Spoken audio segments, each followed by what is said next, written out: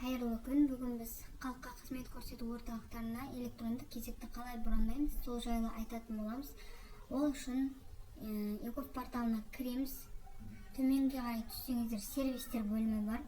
Осы жерде халыққа қызмет көрсету орталықтарына электрондық кезекті брондау бөліміне кіреміз. Келуді брондау батырмасын басамыз. Енді өзіңіздің өңірді таңдайтын боласыз. Бізде Алматы облысы, Талғар ауданы,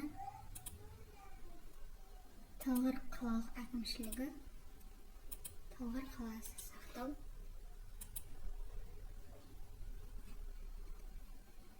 Халыққа қызмет көрсету орталығының атауы дейді. Талғар аудандық бөлімі, Лермонтов көшесі 53А дейді.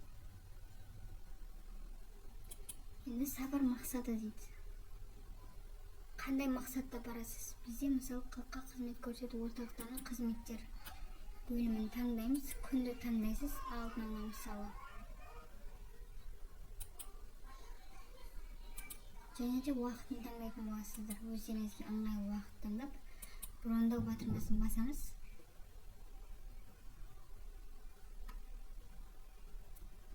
Міне осылай өздеріңіз брондасаңыздар болады.